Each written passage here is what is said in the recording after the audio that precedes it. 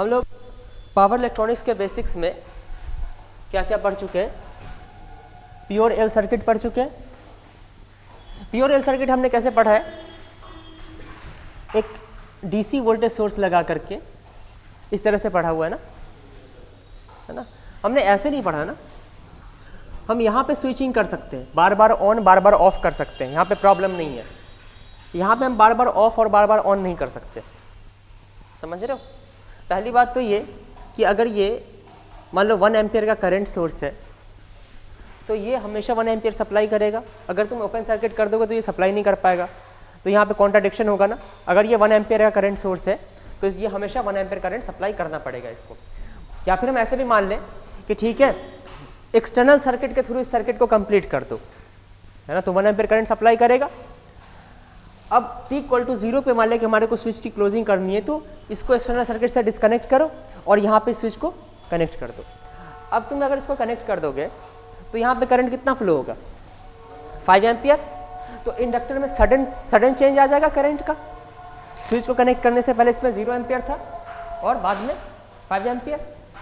मैंने ये बताया था ना, ये भी करंट स्टिफ एलिमेंट है ना।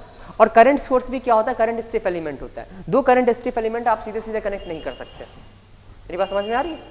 करंट का सडन चेंज होगा तो उसके लिए आपको यहाँ पे इनफाइनाइट वोल्टेज ड्रॉप हो जाएगा, LDI/dt। तो ये इसलिए हमने ये नहीं पढ़ा। उसी तरह से हमने ये पढ़ा,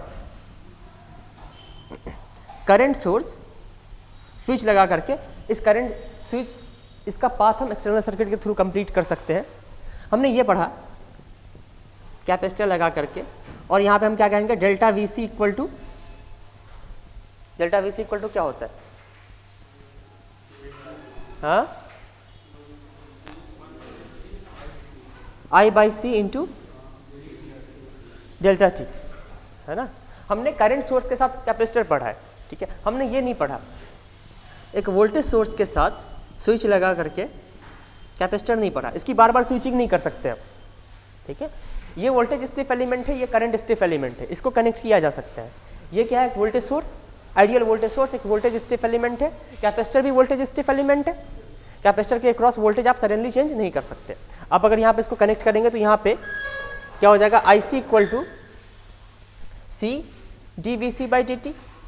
अगर आप स्विच को कनेक्ट करेंगे तो इसके अक्रॉस सडनली 5 वोल्ट आ जाएगा, है ना।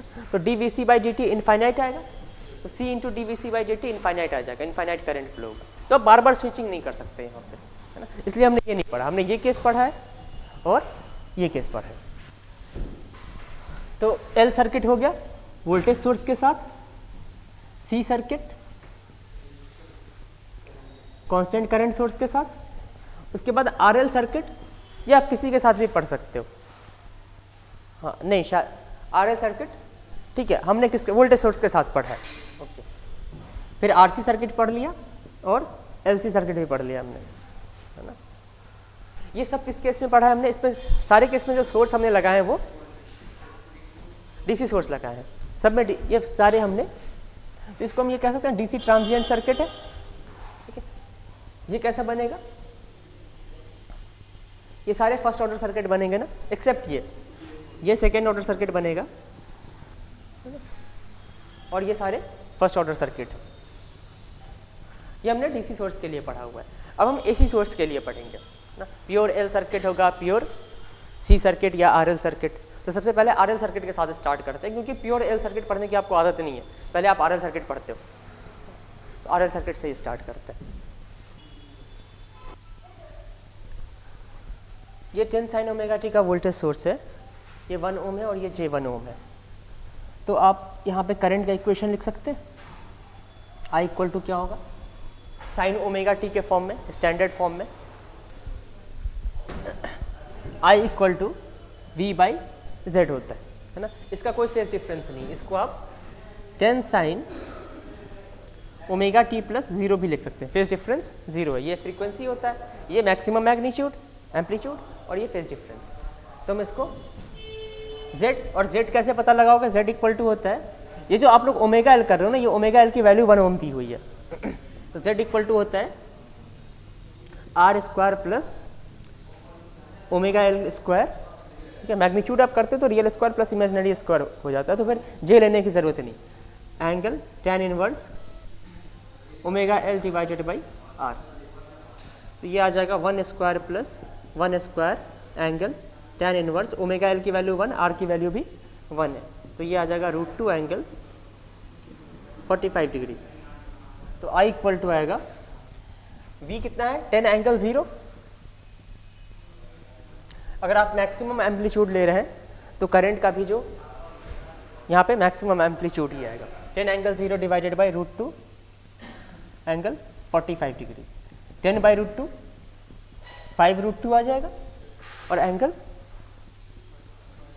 -45 डिग्री है ना। तो अब इसका एंगल क्या होता है फेज डिफरेंस एंगल। तो हम इसको लिखेंगे I इक्वल टू एम्पलीट्यूड 5√2 है sine omega t minus 45 degree.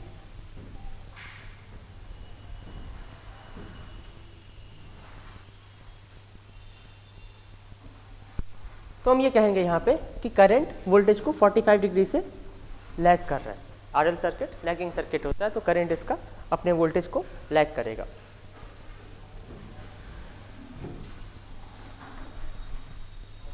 तो ये पढ़ाना मेरा मकसद नहीं है, ये मैं एक्सपेक्ट करता हूँ कि आपको आना चाहिए। पावर इलेक्ट्रॉनिक्स में ये फार्मूला काम नहीं करता है। इसको मैं अभी लॉजिक से प्रूव करूंगा कि ये फार्मूला क्यों काम नहीं करता है। अभी जो हमने डीसी ट्रांजिएंट पढ़ा वो अगर तुम अप्लाई करोगे इसमें, हमने इंडक्टर का पढ़ रखा ना कि इंडक्टर से करंट सडनली चेंज नहीं हो सकता है। अगर आप ये पढ़ोगे, ये अप्लाई करो इस फार्मूला में, तो ये फार्मूला फेल हो जाएगा। ये फार्मूला सिर्फ स्टेडी स्टेट में एप्लीकेबल है। आप जब पढ़ते हैं तो चैप्टर का नाम क्या होता है, steady state analysis of AC circuits. Transient analysis of AC circuit नहीं होता चैप्टर का नाम, transient analysis of DC circuit होता है और steady state analysis of AC circuits, ठीक है। लेकिन पावर इलेक्ट्रॉनिक्स में हमें थोड़ा ट्रांजिएंट पढ़ना पड़ेगा एसी सर्किट का। अगर हम वो नहीं पढ़ेंगे, अगर उस कंपोनेंट को हटा दे तो ये फार्मूला गलत है। ये formula applicable in steady state only, applicable in steady state only.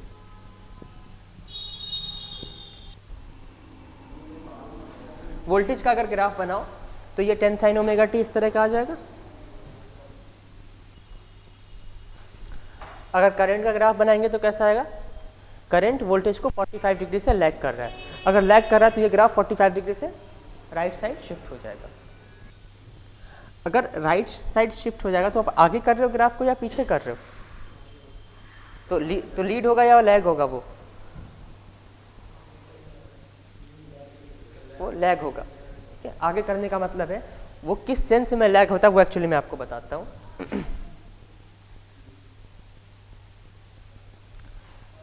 ये ग्राफ जो बनाएंगे वो पीछे होना चाहिए ना। इसकी जीरो वैल्यू कितनी डिग्री पे आ रही है, एम्पलीट्यूड की जीरो वैल्यू एक्स एक्सिस के, टाइम के एक्सिस के किस वैल्यू पे जीरो आ रही है, टी की जीरो वैल्यू पे जीरो आ रही है। अगर आप ग्राफ यहां से स्टार्ट करते हैं तो इस ग्राफ की जीरो वैल्यू 45 डिग्री पे आएगी, 45 डिग्री बाद आ रही है, तो समझ में आ रहा है कि ये लैग कर रहा है। अगर आप आगे से बना रहे हो तो सेम वैल्यू थोड़ी देर के बाद आ रही है ना, तो अब समझ में आया। तो हम ये 45 डिग्री से स्टार्ट करेंगे, मैक्सिमम इसका 90 डिग्री पे, तो इसका मैक्सिमम 135। ये फिर से जीरो कब होता है 180 पे, तो ये फिर से जीरो 225 डिग्री पे हो जाएगा। तो करंट का कुछ इस तरह से ग्राफ आ जाएगा। अगर मैं पूछूं t इक्वल टू 0 पे करंट की वैल्यू कितनी होगी, ये मैक्सिमम एम्पलीट्यूड है ना, करंट का मैक्सिमम एम्पलीट्यूड 5√2 एम्पियर है। t इक्वल टू 0 पे करंट की वैल्यू कितनी होगी,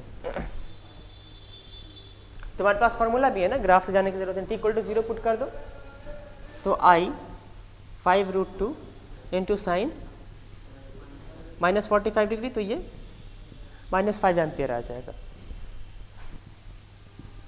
t इक्वल टू 0 पे। अब मैं यहाँ पे, ये मैंने स्टेडी स्टेट ऑपरेशन बताया।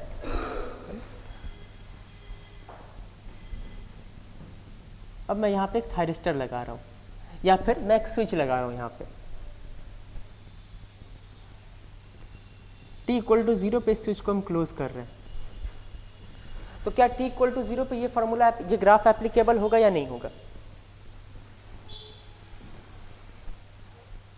क्यों नहीं होगा बताओ आशीष। करंट में सडन चेंज नहीं हो सकता। और वैसे भी तुमने जो ये करंट का ग्राफ बनाया, ये करंट की पॉजिटिव वैल्यू किस डायरेक्शन में है इस सर्किट में? हमने रेफरेंस अभी नहीं दिखाया ना, ये पॉजिटिव, ये नेगेटिव, ये जो करंट का ग्राफ बनाया हमने आई, ये इस डायरेक्शन में है। अब तुम ये देखो t = 0 पे क्लोज करते ही कितना करंट आ रहा है? पहले करंट 0 था जब डिस्कनेक्टेड था, जब आपने स्विच को क्लोज किया तो -5 एम्पेयर करंट दिखा रहा है। मतलब स्विच को क्लोज करते ही करंट -5 एम्पेयर का मतलब एंटी क्लॉकवाइज डायरेक्शन में 5 एम्पेयर करंट फ्लो होगा। करंट इस डायरेक्शन में 5 एम्पेयर कहाँ से फ्लो होगी? ये तो इलॉजिकल है ना। वैसे भी देखो t = 0 के बाद इसके वोल्टेज की पोलैरिटी क्या होगी? t = 0 के बाद तो ये पॉजिटिव ही होगा ना, तो इसकी टेंडेंसी करंट को इस डायरेक्शन में फ्लो कराने की होगी, और तो करंट इस डायरेक्शन में फ्लो करना चाहिए। और वैसे भी करंट सडनली राइज नहीं कर सकता, तो करंट 0 से स्टार्ट होना चाहिए। करंट स्टार्ट ही हो रहा है -5 एम्पियर से। एक तो मैग्नीट्यूड वेरिएशन है और डायरेक्शन का भी वेरिएशन है ना, तो इसका मतलब कहीं ना कहीं ये फार्मूला एप्लीकेबल नहीं है, ये फार्मूला गलत है। तो हम ये फार्मूला सिर्फ स्टेडी स्टेट में एप्लीकेबल है, इसको हम ट्रांजिएंट में अप्लाई नहीं कर सकते। तो ये फार्मूला हम गलत नहीं कहेंगे, हम ये कहेंगे ये फार्मूला इनकम्प्लीट है। इसको कंप्लीट करने के लिए इसमें ट्रांजिएंट के बदले एक फार्मूला लगाना पड़ेगा ना, इसमें ट्रांजिएंट कंपोनेंट ऐड करना पड़ेगा। 5√2 sin ωt - 45 degree.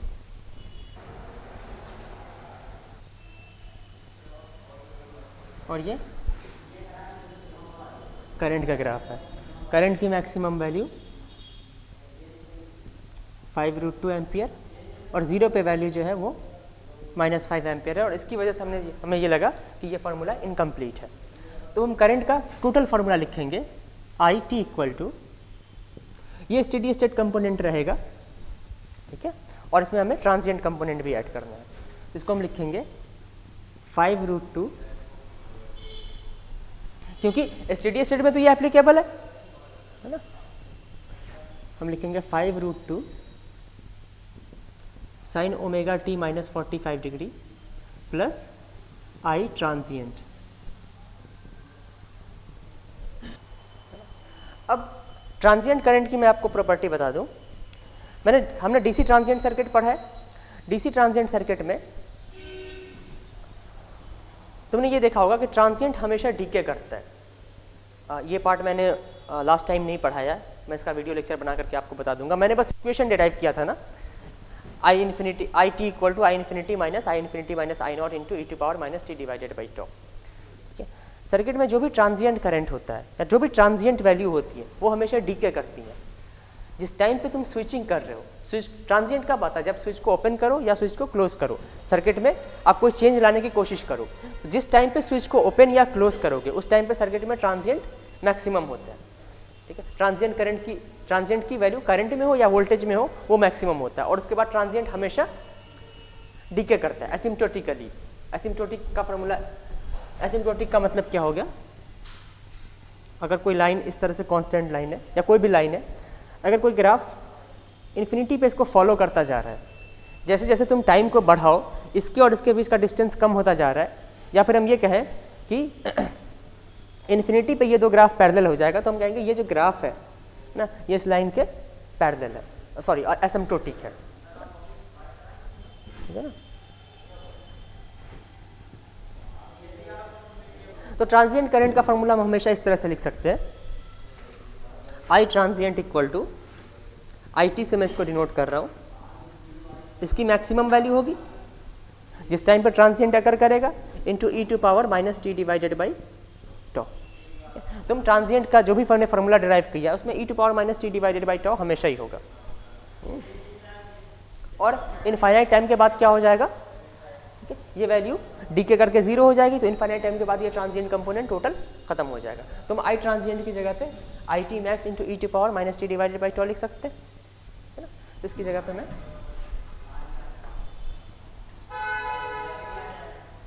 IT max × e⁻ - t / τ लिख देता हूँ।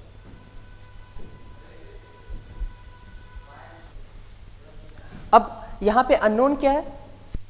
टॉ तो आप पता लगा सकते हैं ना, टॉ इस सर्किट में LR सर्किट है तो L/R कर देंगे आप, है ना। तो टॉ भी नोन है, ओमेगा टी फ्रीक्वेंसी नोन है, फेज एंगल भी नोन है, अननोन क्या है यहाँ पे, आई टी मैक्स पता लगाना है। तो आई टी मैक्स पता लगाने के लिए हम क्या करेंगे, इस पूरे इक्वेशन को t इक्वल टू 0 पे वैलिडेट करो।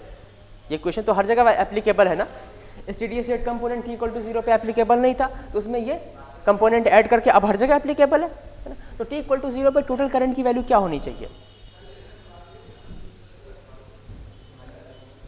t इक्वल टू 0 पे, इस स्विच को t इक्वल टू 0 पे क्लोज किया गया, तो t इक्वल टू 0 पे i की वैल्यू क्या होगी, हाँ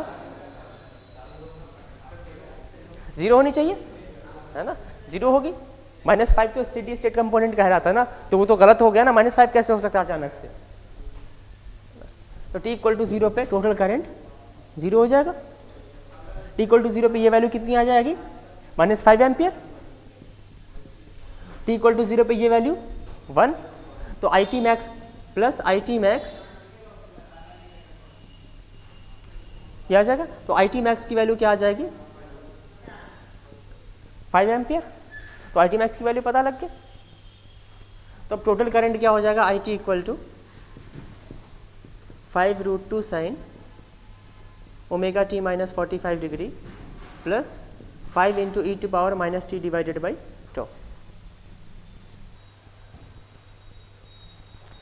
तो मैं यहाँ पे ट्रांजिएंट करंट का ग्राफ बना दूं। ट्रांजिएंट करंट की मैक्सिमम वैल्यू क्या है, ये स्टेडी स्टेट कंपोनेंट बना दिया, ये स्टेडी स्टेट कंपोनेंट है। ट्रांजिएंट करंट का भी ग्राफ बना लेते हैं। इनिशियल वैल्यू 5 एम्पियर है और ये क्या करेगा, ये डीके करता चला जाएगा। मैंने डीसी ट्रांजिएंट में अभी आपको बस फॉर्मूला डिराइव किया है, इसको हम कंट्रोल सिस्टम में और भी आगे पढ़ेंगे। मैं आपको कंट्रोल सिस्टम में टाइम कांस्टेंट का इंपॉर्टेंस बताऊंगा, ठीक है, कि वन टाइम कांस्टेंट में कितना मैं ट्रांजिएंट के टर्म से बात नहीं करी ना, कि ट्रांजिएंट कितना डीके हो रहा है। जैसे मैंने आपको ये नहीं पढ़ाया है कि एक वन टाइम कांस्टेंट में अप्रॉक्सीमेटली 63% ट्रांजिएंट डीके कर जाता है, ठीक है। तो इसमें हम अभी और एनालिसिस कर लेंगे, ठीक है। तो यहाँ पे आपने अब तुम t इक्वल टू 0 पे देखो, t इक्वल टू 0 पे टोटल करंट इन दोनों का समेशन है। t इक्वल टू 0 पे ये -5 एम्पियर दे रहा है और ये +5 मिला करके 0 हो जाएगा। उसके बाद क्या होगा, उसके बाद ये 5 से कम हो रहा है, ठीक है। तो इसका भी मैग्नीट्यूड क्या हो रहा है, 5 से कम हो रहा है। तो ये दोनों ऐड होकर के ये दोनों ऐड होकर के क्या होगा, 0 से थोड़ा ज़्यादा होगा। धीरे धीरे क्या होगी, करंट की वैल्यू इंक्रीज करेगी। तो अब आपको क्या करना है, इसको और इसको मिला करके ग्राफ बनाना है ना। तो टोटल करंट का ग्राफ आ जाएगा, आपको इसका ग्राफ बनाना है ना। इसका ग्राफ बनाने के लिए मैं आपको, जैसे अगर मैं कहूँ 5 साइन ओमेगा टी का ग्राफ बनाना है, तो इसका ग्राफ आप कैसे बनाते हैं, ये साइनसॉइडल वेरिएशन है और ये इसका एम्पलीट्यूड है। तो तुम ग्राफ बनाने के लिए सबसे पहले क्या करते हो, 5 की लाइन खींचते हो, उसके बाद सिर्फ 5 की नहीं खींचते हो, -5 की भी खींचते हो। मतलब जो भी इसका एम्पलीट्यूड है वो लाइन और उसके ठीक नेगेटिव वाली लाइन भी डालते हो, और इस बीच में तुम क्या कर देते हो, साइनसॉइडल वेरिएशन कर देते हो। तो अब हमारे को यहाँ पे क्या करना है, इसका ग्राफ खींचना है, ओके। अब अगर मैं आपको ऐसे कहूँ 5 साइन ओमेगा टी प्लस 10 का ग्राफ खींचना है, तो इस केस में क्या करोगे, सारे ग्राफ को तुम पहले क्या करोगे, इसका ग्राफ बनाना है तो -5 और +5 की लाइन खींची तुमने, इस एम्पलीट्यूड में 10 तो ऐड ही करना है ना। सारी वैल्यू क्या हो जाएगी, 10 टाइम्स ऊपर होगी ना। तो इस सारे ग्राफ को तुम क्या करो, 10 टाइम्स ऊपर कर दो। तो मैक्सिमम वैल्यू क्या हो जाएगी, 15 और मिनिमम वैल्यू 5 से स्टार्ट होगी। तो तुम अब ग्राफ बनाने के लिए क्या करोगे, मिनिमम वैल्यू 5 और मैक्सिमम वैल्यू 15 पे करोगे, है ना, और इनके बीच में तुम साइनसॉइडल वेरिएशन कर दोगे। आ रही बात समझ में। अब अगर मैं कहूँ यहाँ पे ये 10 वेरिएबल है ना, ये वेरिएबल है, ठीक है। पहले तुमने क्या किया था, +5 -5 की लाइन खींचा था, उसको तुमने क्या कर दिया, कांस्टेंट 10 से शिफ्टिंग कर दिया। अब अगर ये वेरिएबल है तो शिफ्टिंग हम वेरिएबल से करेंगे। मेरी बात समझ में आ रही है। हम ये मान के चलेंगे कि ये स्लो वेरिएशन है, slow variation as compare to AC signal, इसका मतलब मैं बाद में समझाऊंगा। तो पहले तुम क्या करो, -5 और +5 की लाइन होगी वो खींच दोगे, है ना, इसको हम इन्वेलप कहेंगे। इसमें तुम क्या करोगे, ये ऐड करोगे और उसके बीच में साइनसॉइडल वेरिएशन होगा। तो ये ऐड करने के लिए ये तुम पहले इन दोनों ग्राफ को पहले ऐड करना है ना। तो t = 0 पे ये ग्राफ कितना टाइम से शिफ्ट होगा, 10 यूनिट से शिफ्ट हो जाएगा। उसके बाद क्या हो रही है, ये वैल्यू डिक्रीज होती जा रही है, तो इसकी शिफ्टिंग भी क्या होगी, इसी तरह से डिक्रीज होगी, ठीक है। तो t = 0 पे हम क्या करेंगे, जो ऊपर वाली लाइन है वो 10 + 5, ये 5 है और ये 10 है, 15 से शिफ्ट होगा। और नीचे वाली लाइन -5 + 10 5 पे होगा। ऊपर वाला पॉइंट आएगा 15 और नीचे वाला पॉइंट 5 पे। उसके बाद क्या होगा, अगर ये कांस्टेंट होता तो हम यहाँ से कांस्टेंट लाइन ड्रॉ कर देते, लेकिन अब यहाँ पे वेरिएबल लाइन ड्रॉ करेंगे ना, तो वो वेरिएशन कौन डिसाइड करेगा, यही डिसाइड करेगा ना। तो जिस तरह से ये वेरी कर रहा है उसी तरह से हम यहाँ पे भी ग्राफ को वेरी कर देंगे।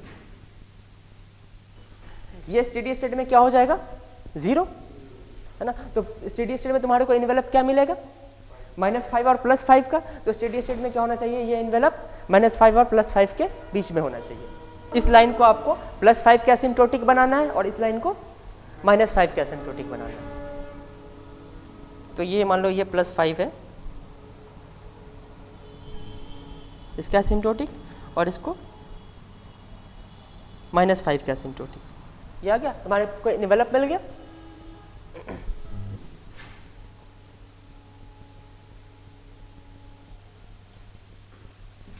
है ना। अब अगर आपको साइनसॉइडल का ग्राफ बनाना है तो इसके बीच में आप ग्राफ बनाएंगे, साइनसॉइडल वेरिएशन कर देंगे आप, है ना। अब जैसे इस केस में हमारे को क्या करना है,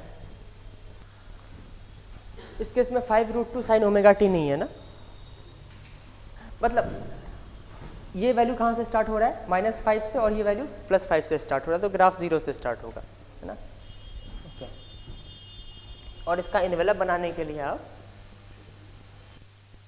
इसका इन्वेलप पे ये करोगे, 5√2 +5 से स्टार्ट होगा और नीचे वाला -5√2 +5 से स्टार्ट होगा।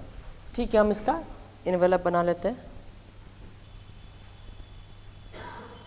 और स्टेडी स्टेट में इन्वेलप क्या होगा, ये कंपोनेंट 0 हो जाएगा, तो +5√2 और -5√2 के बीच में होगा, ठीक है। उसके बाद ये कांस्टेंट हो जाएगा, ये +5√2 पे है और ये -5√2 पे। और ग्राफ स्टार्ट कहाँ से होगा, 0 से। आपको पता ही है 0 पे -5 + 5 ऐड हो रहा है, तो अब इसके बीच में आप साइनसॉइडल वेरिएशन बना दीजिए। और स्टेडी स्टेट में ग्राफ सिर्फ स्टेडी स्टेट कंपोनेंट बचेगा, तो स्टेडी स्टेट में वैसा ही ग्राफ मिलेगा जैसा हम लोग पढ़ते चले आए हैं। एक आरएल सर्किट में करंट हमेशा ही 0 से स्टार्ट होगा, तो हम ग्राफ हमेशा ही 0 से स्टार्ट करेंगे। और ये ग्राफ जरूरी नहीं कि ये पॉजिटिव से ही स्टार्ट हो, ठीक है। हो सकता है ग्राफ का भी शेप इस तरह से आ रहा है ना, ग्राफ का शेप हो सकता है कि नेगेटिव से इस तरह का आ जाए, अगर स्विचिंग इंस्टेंट हम चेंज कर दें। तो ये इसको हम और डिटेल में पावर सिस्टम में पढ़ेंगे, इस कॉन्सेप्ट का यूज़ जब हम पावर सिस्टम में सिमेट्रिकल फॉल्ट पढ़ेंगे, तो वहाँ पे जब मैक्सिमम फॉल्ट करंट पता लगाना होगा तो इस एनालिसिस का स्टार्ट करेंगे, ठीक है। क्योंकि वहाँ पे हमारे को मैक्सिमम करंट पता लगाना है, तो मैक्सिमम करंट तुम देखो यहाँ पे, जैसे इस फार्मूला में अगर मैं तुमसे पूछूँ, अभी तक आप यही फार्मूला जानते थे ना, मैं अगर आपसे पूछता कि इस सर्किट में मैक्सिमम करंट क्या होगा, तो आप ये फार्मूला लिखते और कहते 5√2 होगा मैक्सिमम करंट, ठीक है। मैक्सिमम करंट देखो, ये लाइन है ना 5√2 वाली, लेकिन स्टार्टिंग में करंट देखो ये तो 5√2 से भी ज़्यादा है ना। मतलब इसमें तुम बताओ ग्राफ कौन सा है, ग्राफ तो एक्चुअल ये है ना जो सॉलिड लाइन से बनाया है मैंने, है ना। ये तो बस इन्वेलप है ना। तो एक्चुअल वैल्यू क्या है, यहाँ पे वैल्यू 5√2 + 5 है, बट ये ग्राफ की वैल्यू नहीं है। यहाँ पे तुम देखो, लेकिन ये वैल्यू भी 5√2 से तो ज़्यादा है ना, ये ग्राफ की वैल्यू है। एक्चुअल जो इस इक्वेशन को ये सॉलिड ग्राफ रिप्रेजेंट कर रहा है। हम ये कर सकते हैं, ग्राफ बनाने के बाद इन सारे इन्वेलप को हटा दें। ये ग्राफ है हमारे ओरिजिनल, लेकिन इसका शेप वेरिएबल है। मैं आपको फिर से बता रहा हूँ, ये डिपेंड करता है कि स्विचिंग इंस्टेंट क्या है। तो अब हम इसको ये तो एक एग्जांपल के थ्रू किया हमने, इसको हम वेरिएबल के थ्रू करते हैं, है ना। वेरिएबल के थ्रू अगर हम करेंगे तो हम लिखेंगे टोटल करंट जो होता है I total this is equal to steady state component plus transient component, I T equal to steady state component हमेशा क्या होगा I M sine omega T minus five, हमने वेरिएबल ले रहे हैं, फाइव कुछ भी हो सकता है, plus I T max into E to power minus T divided by tau. अब अगर आपने t इक्वल टू 0 पे स्विच को क्लोज किया है तो जिस टाइम पे भी स्विच को आप क्लोज करेंगे उस टाइम पे करंट तो 0 ही होगी, लेकिन ये भी ज़रूरी नहीं कि आप t इक्वल टू 0 पे स्विच को क्लोज करें, t इक्वल टू किसी भी इंस्टेंट पे स्विच को क्लोज किया जा सकता है। तो हम यहाँ पे ये मान के चलते हैं कि t equal to T not पे स्विच को क्लोज किया गया, तो जिस टाइम पे स्विच को क्लोज किया जाएगा उस टाइम पे टोटल करंट 0 होगी। तो इस फॉर्मूला को अब हम किस टाइम पे वैलिडेट करेंगे, पहले 0 पे वैलिडेट किया था क्योंकि स्विच को 0 पे क्लोज किया था, अब हम इस फॉर्मूला को t equal to T not पे वैलिडेट करेंगे। तो यहाँ पे हम लिखेंगे t equal to T naught, इस फॉर्मूला को भी t equal to T naught और यहाँ पे भी t equal to T naught. और जब मैंने ये फॉर्मूला डेराइव किया था यहाँ पे मैंने डेल्टा t लिखा था, ये टाइम कौन सा टाइम होता है, ट्रांजिएंट होने के बाद हम टाइम मेजर करते हैं ना, ठीक है। तो अभी इस वहाँ पे डेल्टा टी जो लिखा था उसका इंपॉर्टेंस यहाँ पे आपको दिखेगा, या फिर जब भी आप टाइम लिखो लेकिन ये टाइम आप कहाँ से मेजर करेंगे, आफ्टर दी ट्रांजिएंट। जैसे इस केस में ट्रांजिएंट के टाइम पे ही आप ये इक्वेशन वैलिडेट कर रहे हैं ना, तो डेल्टा टी की वैल्यू आप क्या रखेंगे, कितना टाइम स्पेन होगा, ट्रांजिएंट के टाइम पे इक्वेशन आप फॉर्मूला वैलिडेट कर रहे हैं ना, तो डेल्टा टी की वैल्यू क्या होगी, 0 ही हो जाएगी, है ना। तो फिर से ये क्या आ जाएगा, आई टी मैक्स ही आएगा। और मैंने आपको पहले भी बताया कि ट्रांजिएंट के टाइम पे ही ट्रांजिएंट करंट क्या होता है, मैक्सिमम होता है, तो इसकी वैल्यू ऐसे भी आई टी मैक्स आनी ही चाहिए। ओके, तो और इसकी वैल्यू क्या आएगी, 0 टोटल करंट इक्वल टू, यहाँ पे टी इक्वल टू आप टी नॉट पुट करेंगे तो ये आ जाएगा I am sine omega T naught minus 5 plus I T max. हम अक्सर इस फॉर्मूला को लिखने में टी यूज करते हैं, लेकिन टी जो होता है वो टाइम स्पैन आफ्टर ट्रांजिएंट होता है।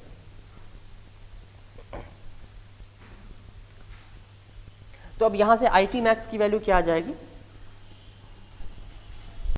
I T max equal to I M sine omega T naught minus 5।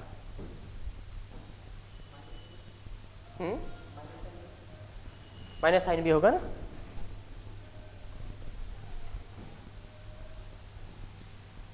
तो अब हम टोटल करंट का इक्वेशन लिख सकते हैं, आई टी इक्वल टू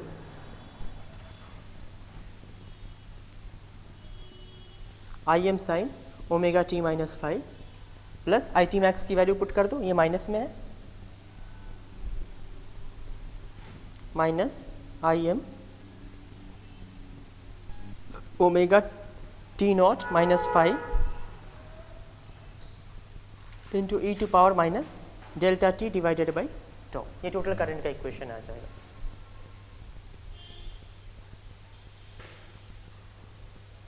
अच्छा, क्या इस सर्किट में ये पॉसिबल है कि स्विच को क्लोज किया जाए, ट्रांजिएंट लाया जाए, लेकिन कोई ट्रांजिएंट आए ना सर्किट में, जिस टाइम पे आपने स्विच को क्लोज किया स्टेडी स्टेट कंपोनेंट को,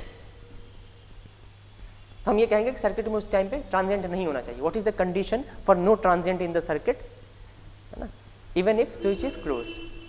मैं आपसे पूछूं कि किस टाइम पे स्विच को क्लोज करें ताकि सर्किट में कोई ट्रांजिएंट ना आए।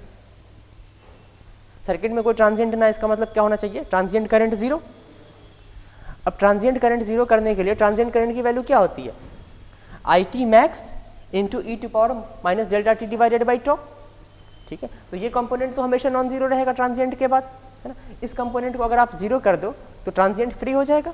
ये 0 करने के लिए तुम क्या करोगे, omega T naught must be equal to 5 होना चाहिए। 5 तो गिवन है, 5 किससे पता चल के आएगा, tan इनवर्स 5 इक्वल टू क्या होता है, tan inverse omega L by R. तो 5 तो नोन क्वांटिटी है ना, तुम यहाँ पे क्या पुट करोगे, omega T naught must be equal to 5, है ना। तो टी नॉट क्या होना चाहिए, 5 डिवाइडेड बाई ओमेगा, है ना। ओमेगा किस में दिया होता है, रेडियन पर सेकेंड में ना, तो इसकी यूनिट होगी रेडियन पर सेकेंड। तो अब ये अगर फाई की वैल्यू मान लिया कि इसमें 30 डिग्री है, तो डिग्री से रेडियन को डिवाइड नहीं करोगे, तो इसको आपको रेडियन में कन्वर्ट करना पड़ेगा ना। तो हम यहाँ पे फाई रेडियन में लिखेंगे। अगर आप रेडियन में लोगे तब जाके रेडियन रेडियन कैंसिल होगा और टी नॉट की वैल्यू आपको सेकेंड में मिल जाएगी, लेकिन एक्चुअली ये मिली सेकेंड में कैलकुलेट होकर के आएगी।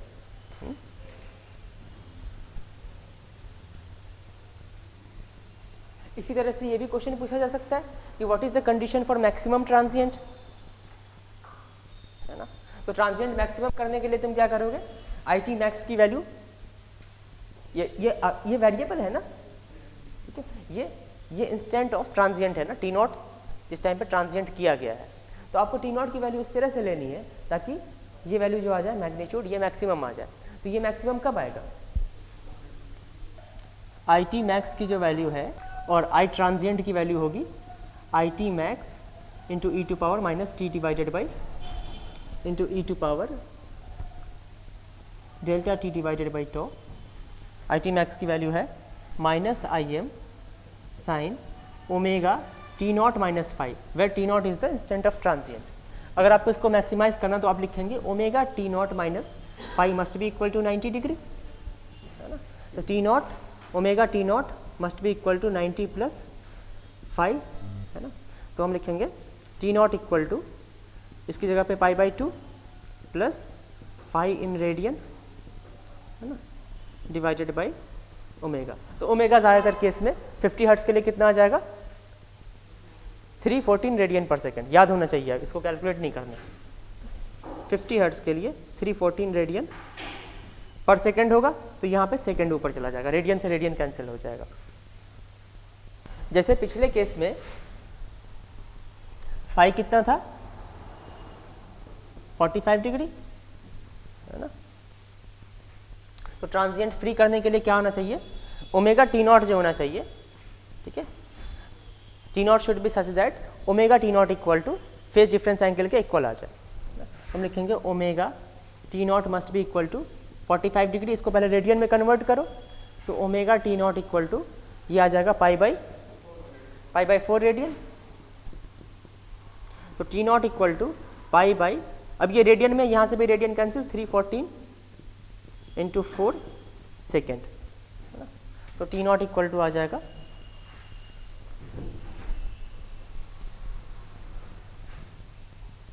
ये कैलकुलेट कर दो, pi into 1000 divided by 314 into 4 millisecond. ये आसानी से आ जाएगा, पाई इंटू 1000, यहाँ पे हमें 314 ना लिखो, 2 पाई इंटू 50 लिख दो ना, तो ज़्यादा आसान रहेगा। 2 पाई इंटू 50, और ये 4 पहले से है, तो ये ऊपर पाई है ना, ये कैंसिल हो जाएगा, 250 और ये 10/4, है ना। 2.5 मिली सेकेंड पे आपको स्विच को क्लोज करना है।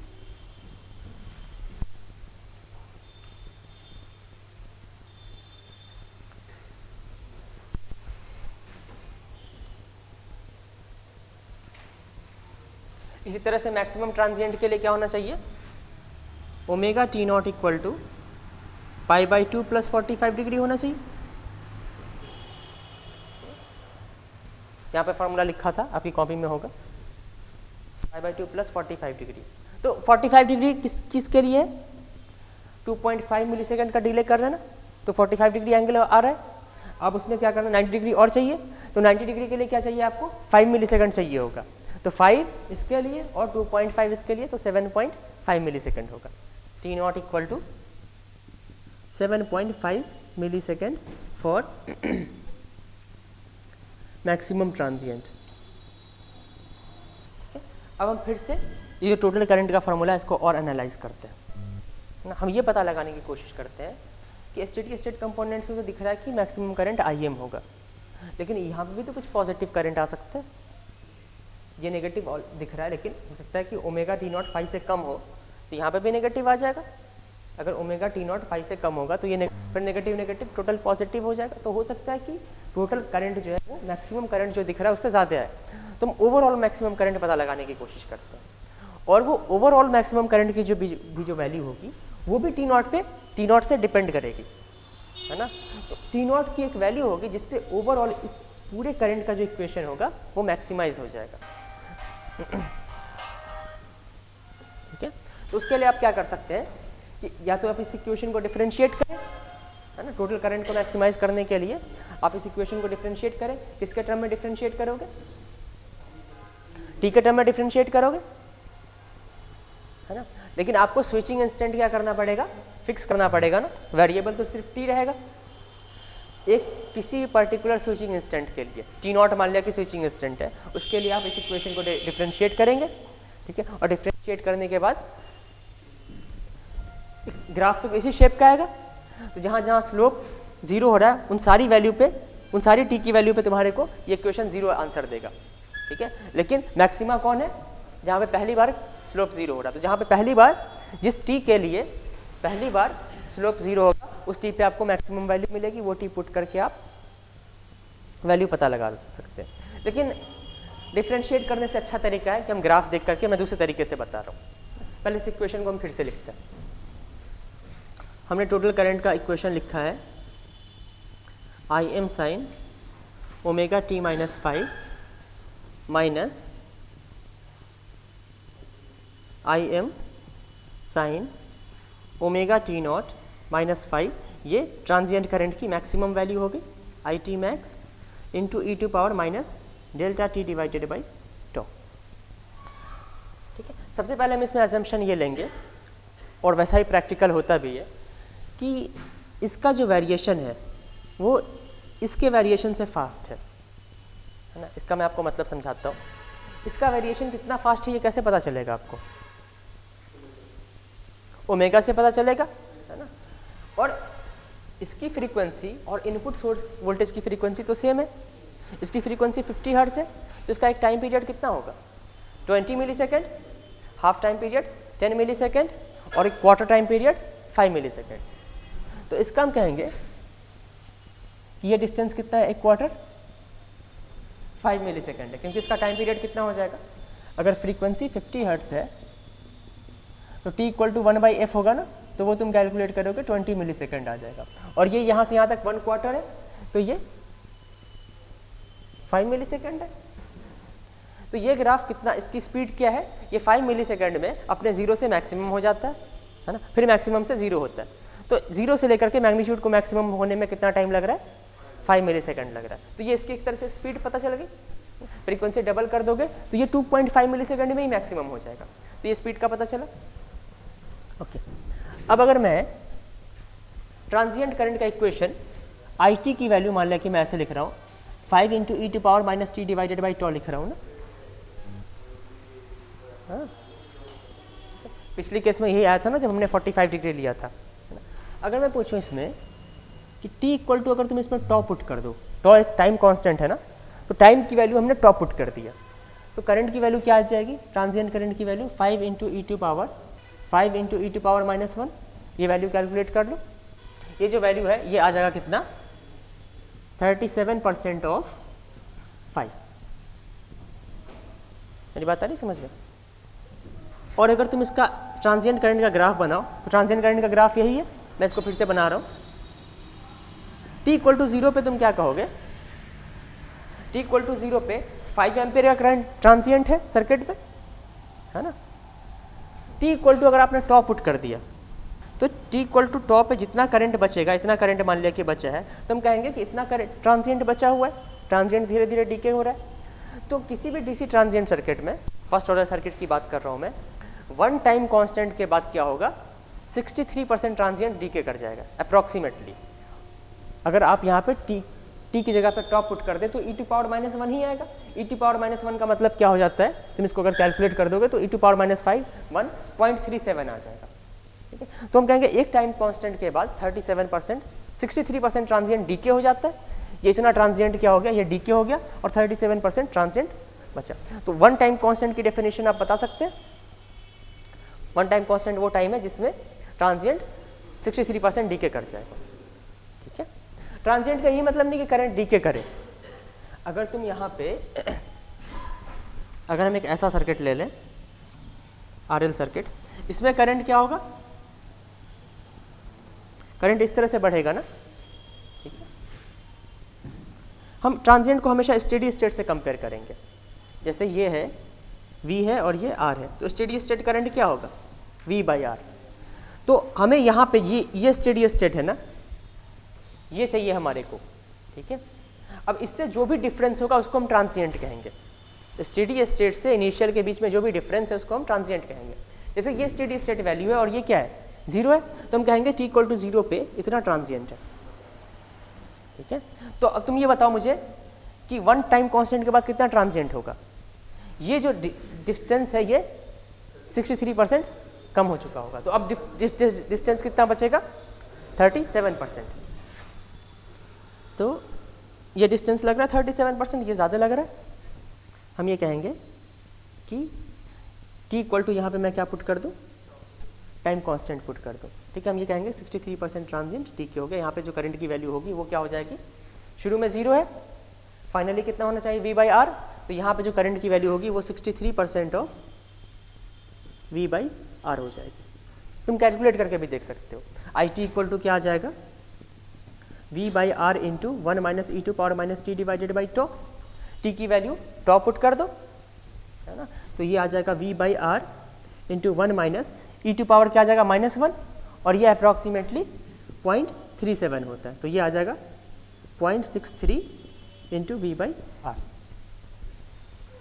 तो अब मुझे ये बताओ कि टॉ अगर कम है ना, तो सर्किट को फास्ट कहोगे। अच्छा, सर्किट को फास्ट कब कहोगे, जब ट्रांजिएंट जल्दी से डीके हो जाए।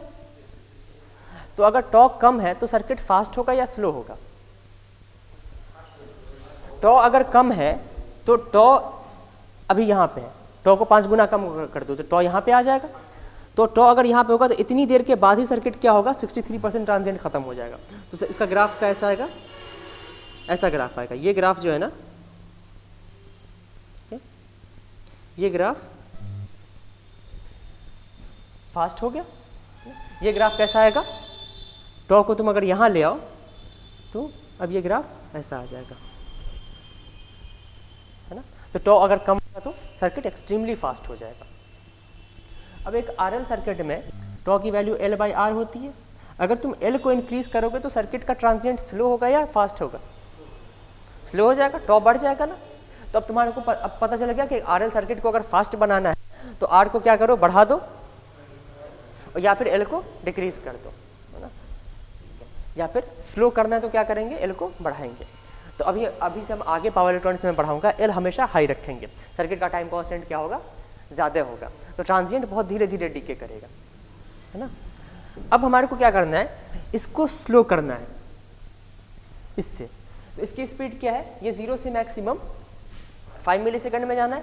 तो इसका टाइम कांस्टेंट हमारे को क्या रखना है ना, इसका एक टाइम कांस्टेंट हम 5 मिलीसेकंड से ज़्यादा रखेंगे, है ना। अगर हम इसका टाइम कांस्टेंट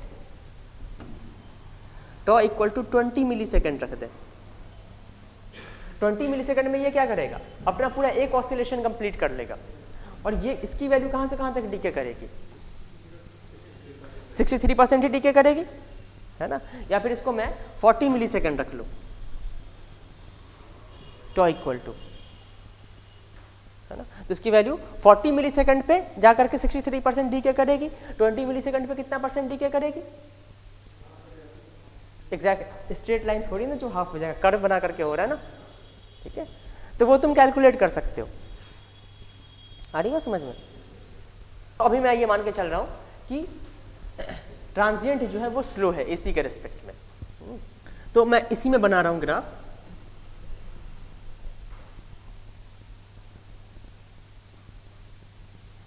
हम ट्रांजिएंट करंट 5 एम्पियर से स्टार्ट करें, है ना। और यहाँ पे ये कितना स्पैन है, ये 45 डिग्री का स्पैन है ना, 90 डिग्री का स्पैन का मतलब 5 मिलीसेकंड होता है, तो ये 2.5 मिलीसेकंड है। और यहाँ से लेकर के यहाँ तक 20 मिलीसेकंड है, तो यहाँ पे कितना हो जाएगा 22.5 मिलीसेकंड। लेकिन 40 मिलीसेकंड तो अभी भी दूर है। 40 मिलीसेकंड होने के बाद इसका 63% डीके करेगा ना। तो यहाँ पे इसकी वैल्यू अप्रॉक्सीमेटली हम कुछ मान लेते हैं, 5 से थोड़ा कम मान लेते हैं। ये इसका जो वेरिएशन होगा वो कुछ इस तरह का वेरिएशन होगा, और इसका वेरिएशन फास्ट है। अब तुम ये देखो, किसी भी इंस्टेंट पे जो टोटल करंट होगा वो इन दोनों का सम होगा, है ना। ये जो वैल्यू, इसकी नेगेटिव में जो वैल्यू है वो तेज़ी से ऊपर जा रही है और इसकी वैल्यू ऑलमोस्ट कांस्टेंट है ना। तो t इक्वल टू 0 पे तो दोनों की वैल्यू 0 हो रही है। अब इसकी वैल्यू तेज़ी से पॉजिटिव की तरफ जा रही है और ये पॉजिटिव पे कांस्टेंट है। तो अगले इंस्टेंट पे अगर इन दोनों को ऐड करोगे तो तुम्हें क्या मिलेगा? 0 से ज़्यादा मिलेगा, है ना। तो ग्राफ ओवरऑल ऊपर की तरफ बढ़ेगा। तो अब अगर तुम्हारे को मैक्सिमम वैल्यू पता लगाना हो और अगर ये एक्सट्रीमली स्लो है, इससे बहुत ज़्यादा स्लो है, तो तुम्हारे को मैक्सिमम किस इंस्टेंट पे मिलेगा? जिस इंस्टेंट पे साइनसॉइडल फंक्शन मैक्सिमम हो रहा है, ठीक है।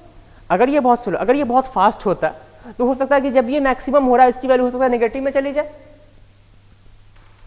मैं सिर्फ मैथमेटिक्स की बात कर रहा हूँ, इसमें कभी वैल्यू नेगेटिव नहीं जाएगी, लेकिन हम फिर तो हमारे को प्रॉपर्ली डिफरेंशिएट करके पता लगाना होता है ना। लेकिन यहाँ पे हमारे को साफ साफ दिख रहा है कि ये पॉजिटिव ही रहेगा और बहुत कम डिक्रीज होगा। तो ओवरऑल मैक्सिमा इन दोनों के समेशन का कब आकर करेगा? जब ये फास्ट वेरिएशन जिसमें है उसका मैक्सिमा आकर करे। तो आप पता लगा सकते हो कि मैक्सिमा कब होगा, है ना। तो अब ये डिस्टेंस तुम्हारे को पता है, ये कितना है? ये 1/4 5 मिली सेकेंड और ये 2.5, तो ये 7.5 मिली सेकेंड, है ना। और आपको ट्रांजिएंट कैलकुलेट करने में कौन सा टाइम लेना होता है? Transient after the duration after the instant of transient, तो ये आपको पता ही है 7.5 मिली सेकेंड। तो अब मैक्सिमम करंट क्या हो जाएगा? इसकी करंट तो 5√2 ही मिलनी है। कुछ भी कैलकुलेट, यहाँ पे कुछ भी टी पुट करने की जरूरत ही नहीं है ना। स्टेडी स्टेट कंपोनेंट कितना मिलेगा? ग्राफ से दिख ही रहा है, 5√2 मिल जाएगा, प्लस ये कितना मिलेगा? इसकी मैक्सिमम वैल्यू 5 है, तो 5 into E to power delta T की value 7.5 millisecond minus divided by 40 millisecond हमने मान लिया ना, टाइम कांस्टेंट हमने 40 मिली सेकेंड मान लिया। तो ये मैक्सिमम करंट आई मैक्स आ जाएगा। ये कैलकुलेट कर लो कितना आ जाएगा। ये सारे कॉन्सेप्ट हम पावर सिस्टम के लिए पढ़ रहे हैं, तो अगर अभी कंप्लीट हो जाएगा तो पावर सिस्टम में अलग से नहीं पढ़ेंगे फिर। हाँ 11.21 आ रहा है, ओके, इतना एम्पियर आ जाएगा। तो अब ये बताओ कि इस सर्किट में ये स्टेडी स्टेट की मैक्सिमम करंट कितनी थी? अच्छा, IS मैक्स कितना था? 5√2 है ना, वो कैलकुलेट करके बताओ कितना आ जाएगा? 7.07 एम्पियर आ जाएगा वो। तो एक्स्ट्रा जितना करंट आ गया ये ट्रांसिएंट की वजह से आ गया ना, 4 एम्पियर, अप्रॉक्सीमेटली 4 एम्पियर। अब तुम्हें मुझे ये बताओ कि क्या आई मैक्स की वैल्यू 11.21 एम्पियर से भी ज़्यादा हो सकती है या नहीं हो सकती?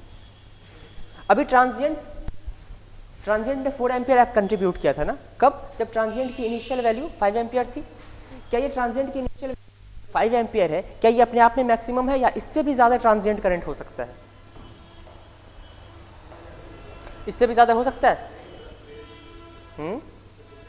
अगर हम स्विचिंग इंस्टेंट चेंज करें, मैंने अभी कैलकुलेट करवाया था ना कि स्विचिंग इंस्टेंट क्या हो, है ना, कि ट्रांजिएंट क्या आ जाए सर्किट में, मैक्सिमम आ जाए। तो अभी हम किस स्विचिंग इंस्टेंट के लिए सॉल्व कर रहे हैं? इस एग्जांपल में स्विचिंग इंस्टेंट कितना है? स्विचिंग इंस्टेंट क्या है? T0 इक्वल टू 0 है इस सर्किट में। यहाँ से स्टार्ट कर रहे हैं, देखो ना, T इक्वल टू 0 है, यहाँ पे स्विचिंग की है ना, यहीं से तो मेजर कर रहे हो ना, तुम कहाँ से मेजर कर रहे हो? 0 से मेजर कर रहे हो, तो इसका मतलब स्विचिंग 0 पे हुई है ना। लेकिन जरूरी नहीं कि T0 इक्वल टू 0 रखने पर ट्रांजिएंट मैक्सिमम आए सर्किट में, ठीक है। सर्किट में ट्रांजिएंट मैक्सिमम कब आएगा इस केस में? तुम वहीं से कैलकुलेट करोगे ना, omega T0 minus 5 must be equal to pi by, ये 90 डिग्री आना चाहिए, या फिर 90 डिग्री का ऑड मल्टीपल आना चाहिए, 270 डिग्री। इसको मैक्सिमाइज ही करना है ना, तुम फिर से इक्वेशन से चले जाओ, मैं फिर से बता दे रहा हूं, e to power minus delta T divided by tau. तुम्हारे को ये IT है ना, ये IT मैक्स है, इसको भी मैक्सिमाइज करना है, स्विचिंग इंस्टेंट को वेरी करा करके। तो मैं इसकी जगह पे अभी आई टी मैक्स लिख रहा हूँ।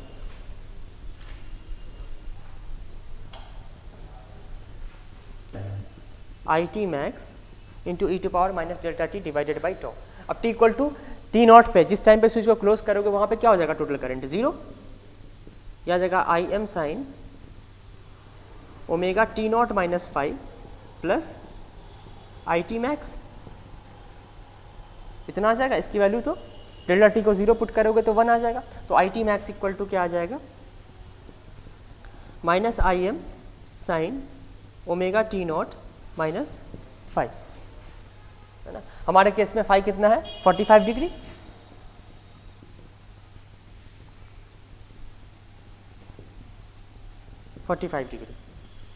अब इसकी वैल्यू मैक्सिमम कब होगी, जब साइन या तो 90 हो जाए। अब अगर 90 होगा, है ना, तो फॉर्मूला क्या आ जाएगा, टोटल करंट का formula I T equal to I M sine omega T minus 5 plus, अगर इसकी जगह पे तुम 90 पुट कर देते हो तो आई टी मैक्स की वैल्यू माइनस आई एम आएगी। तो मैं यहाँ पे minus I M e to power minus delta T divided by tau put कर दूं। देखो करंट हमारे को मैक्सिमाइज करना है। अगर करंट की वैल्यू नेगेटिव में मैक्सिमम आ रही है तो ज़्यादा से ज़्यादा क्या होगा, करंट उल्टे डायरेक्शन में फ्लो होगी, मैग्नीट्यूड तो वही रहेगा, है ना। तुम कैसे भी पता लगा सकते हैं, है ना। अब इसको अब तुम वही बता रहा हूँ, अगर तुम इस केस में ग्राफ बनाओ, है ना, इस केस में ग्राफ कैसा आएगा, ट्रांजिएंट करंट नेगेटिव से स्टार्ट होगा, मैक्सिमम आईएम से, है ना, और स्टेडी स्टेट कंपोनेंट करंट का कहां से स्टार्ट होगा, state T equal to 45 degree पे स्विचिंग कर रहे हो ना। आप जब करंट का इक्वेशन लिखते हो इसी सर्किट में तो ये कभी नहीं पूछते ना किस इंस्टेंट पे स्विच को क्लोज किया गया है। स्टेडी स्टेट को कोई मतलब ही नहीं है किस इंस्टेंट पे स्विच को क्लोज किया गया। तो स्टेडी स्टेट कंपोनेंट जो होगा ग्राफ का वो सेम रहेगा, ठीक है। हाँ, ट्रांजिएंट करंट की वैल्यू माइनस आई एम से स्टार्ट होगी, आई एम की वैल्यू माइनस 5√2 है। तो ये इतना यहाँ से लेकर के तुम, और इसका ये स्लो है ना काफ़ी, तो इसको मैं धीरे धीरे वैरी करा रहा हूँ, कुछ ऐसे आ जाएगा। अब तुम देखो मैक्सिमा कब अकर करेगा, इन दोनों को अगर ऐड करो तो ये क्या हो रहा है, सब्सट्रैक्ट हो रहा है ना, तो अभी तो मैक्सिमम अकर नहीं करेगा। यहाँ पे इसको और इसको ऐड करो तो मिल ऐड हो रहे हैं, लेकिन इतनी देर में डीके भी तो हो जाएगा। तो इससे भी बेटर ऑप्शन होगा, इससे बेटर ऑप्शन क्या होगा कि अब आप यहाँ पे sign omega T minus 45 degree की वैल्यू को -1 रखो, तो उससे टी नॉट अलग इंस्टेंट आएगा, I T max equal to यहाँ पे टी नॉट होगा। अगर तुम इसकी वैल्यू 90 डिग्री पुट करोगे तो omega T not equal to कितना आ जाएगा, 7.5 मिली सेकेंड। अगर तुम इसकी वैल्यू 90 भी पुट कर सकते हो और इसकी वैल्यू 270 भी पुट कर सकते हो। 90 पुट करने पे T not equal to 7.5 millisecond आएगा, लेकिन यहाँ पे देखा करंट मैक्सिमाइज नहीं हो रही, इन दोनों का वैल्यू के सम क्या हो रहा है, सब्सट्रैक्ट हो रहा है, और यहाँ पे डीके हो जाएगा ट्रांजिएंट की वजह से, ठीक है। तो हम चाहेंगे कि ये क्या आ जाए, ये जो नेगेटिव ट्रांजिएंट है ये एक्चुअली क्या आना चाहिए, पॉजिटिव में आना चाहिए, है ना। ये एक्सिस वाली लाइन है, यहाँ पे मैं इसको एरो से डिनोट कर देता हूँ। अब ये लाने के लिए क्या करोगे, ये जो +1 हो रहा था इसको -1 करना पड़ेगा, तो इसको 270 से इक्वेट करो, है ना। तो अब यहाँ पे इसको हम 270 से इक्वेट करेंगे, तो इसकी वैल्यू -1 हो जाएगी, है ना। तो अब 270 के बदले क्या करना पड़ेगा, omega T not equal to 270 plus 45 degree. 45 degree का मतलब क्या होता है, ओमेगा को इधर लागो तो टी नॉट अपने आप 45 डिग्री के करस्पॉन्डिंग 2.5 मिली सेकेंड हो जाएगा, है ना, 2.5 मिली सेकेंड। 90 डिग्री के लिए क्या होगा, ये 5 मिली सेकेंड, यहाँ पर 3 90 डिग्री है तो 15 millisecond, 15 plus 2.5, T not equal to 17.5 millisecond पे अगर आप स्विच को क्लोज करेंगे तो ट्रांजिएंट कहाँ से 5√2 से स्टार्ट होगा। ट्रांजिएंट करंट की जो वैल्यू होगी वो क्या होगी, IM हो जाएगी ना, और IM इस केस में क्या है 5√2। तो मैं यहाँ पर लिख रहा हूँ 5√2, ये किसके लिए है, जब हम इसको 270 से इक्वेट करें। 270 कब होगा, जब T0 इक्वल टू कितना हो 17.5 मिली सेकेंड। और ये कब आएगा, यहाँ पे भी ट्रांजिएंट करंट की वैल्यू मैक्सिमम हो रही है, लेकिन ओवरऑल करंट मैक्सिमम नहीं हो रही है, क्योंकि ट्रांजिएंट स्टेडी स्टेट कंपोनेंट के मैक्सिमा के अपोजिट है। यहाँ पे 90 डिग्री है और T0 की वैल्यू 90 डिग्री समझ रहे हो ना, कौन सा है ये, इस कंपोनेंट को हम 90 डिग्री कर लें। T0 की वैल्यू 7.5 मिली सेकेंड है। तो हम ये करेंगे ओवरऑल करंट को मैक्सिमम करने के लिए, ठीक है। और मैक्सिमम कब आएगा, इसका मैक्सिमा तो हमेशा 7.5 मिली सेकेंड के बाद ही जाएगा, अगर 45 डिग्री का डिले है तो, है ना। तो हम यहाँ पे I, ये I मैक्सिमम है ना, ओवरऑल मैक्सिमम करंट, इसको हम IMM से डिनोट करते हैं पावर सिस्टम में, मैक्सिमम मोमेंटरी करंट बोलते हैं इसको। ये मैक्सिमम, मैं समझ रहा हूँ आज थोड़ा ज़्यादा हो रहा है, ठीक है, इतना डीप एनालिसिस ये बहुत मतलब हाईएस्ट है, इससे आगे नहीं पढ़ना है हमारे को। ये पूरा पावर सिस्टम भी कवर कर देगा, पावर इलेक्ट्रॉनिक्स भी कवर कर देगा, लेकिन अब हमने ट्रांजिएंट स्टार्ट कर ही दिया था, तो अगर अभी नहीं पढ़ाऊंगा तो तुम्हारे को क्या करना पड़ेगा, पावर सिस्टम में मुझे पक्का पता है सब भूल जाओगे तुम, क्या पावर सिस्टम तक पक्का भूल जाओगे, तो पावर सिस्टम में फिर से स्टार्ट करना पड़ेगा। तो मैं अभी सारा पढ़ा देता हूँ, बाद में अगर भूल जाओगे तो वीडियो लेक्चर से देख के पढ़ते रहना। Maximum momentary current equal to steady state component कितना देगा, 5√2 तो दे ही देगा, 5√2 प्लस ये 5√2 से क्या होगा, डीके होके जाएगा, कितना डीके होगा 7.5 मिली सेकेंड के अकॉर्डिंग, तो e⁻⁻7.5 millisecond divided by tau कितना है 40 सेकेंड माना हुआ है, तो ये आप कैलकुलेट कर लो, into 1 plus e⁻⁻7.5 millisecond.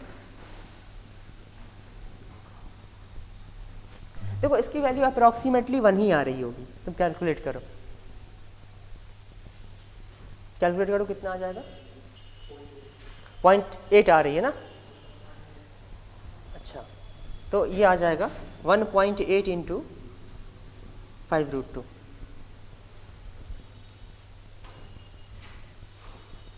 ये तुम कैलकुलेट कर लो। अगर तुम यहाँ पे टाइम कांस्टेंट को और भी ज़्यादा कर दो, हाँ, इस टाइम कांस्टेंट को तुम, ये 40 मिली सेकेंड था ना, 1000 मिली सेकेंड मतलब 1 सेकेंड कर दो, अब इसकी वैल्यू अप्रॉक्सीमेटली 1 आ जाएगी, है ना। अब इसकी वैल्यू अगर 1 आएगी तो टोटल करंट क्या, मैक्सिमम मोमेंटरी करंट क्या हो जाएगा 2IM, 2 times of maximum value of steady state component of current.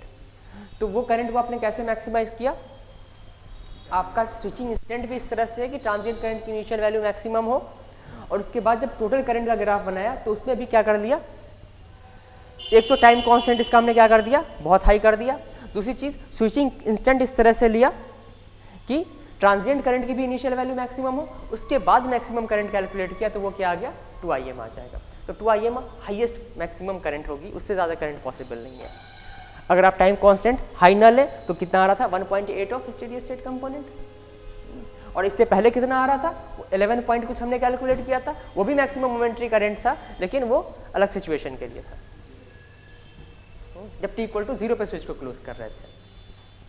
तो अभी ज़्यादा समझ में नहीं आ रहा होगा, लेकिन वीडियो लेक्चर है, तुम इससे बार बार जाकर के पढ़ोगे तो सारे केस हमने कवर कर दिए। और मैं आपको होमवर्क दे रहा हूँ इस केस के लिए, ये ओमेगा T0 है ना, ओमेगा T0 जब 7.5 मिली सेकेंड है, 45 डिग्री का डिले है, ठीक है। जब ओमेगा T0 अगर आप डिले तो स्टेडी स्टेट से ही पता चल जाएगा, आपका स्विचिंग इंस्टेंट क्या है T0 equal to 7.5 milli second. इसका मतलब क्या हो जाएगा, ओमेगा T0 कितना है यहाँ पे, मतलब ये टोटल वैल्यू आपने कितना कर दिया 90 डिग्री कर दिया, तो टोटल करंट क्या होगा, अब जो शेप आ जाएगा टोटल करंट का, इसको इसमें ऐड करोगे ना 5√2 माइनस 5√2, और इनवेलप क्या होगा नीचे से वैरी करेगा, तो अब इसका शेप जो आ जाएगा कुछ इस तरह से आ जाएगा, अब इसका शेप जो आ जाएगा ये कुछ इस तरह से शेप आएगा। तो ये इसका शेप पहले इस तरह से आ रहा था कुछ, अब इस तरह से आ रहा है ना। ये डिपेंड करेगा कि ट्रांजिएंट करंट की इनिशियल वैल्यू क्या है। ट्रांजिएंट करंट की इनिशियल वैल्यू अगर पॉजिटिव है तो शेप इस तरह से आएगा, अगर इनिशियल वैल्यू नेगेटिव है तो शेप इस तरह से आएगा। तो ये प्रॉपर ग्राफ आप नेक्स्ट क्लास में ड्रॉ करके लाएंगे और मैक्सिमम वैल्यू भी इंडिकेट करेंगे। फर्स्ट मैक्सिमम और ये फर्स्ट मिनिमम, ये दोनों आपको इंडिकेट करना है। टॉ की वैल्यू जितनी हमने 40 मिलीसेकंड लिया, 40 मिलीसेकंड ले लेना।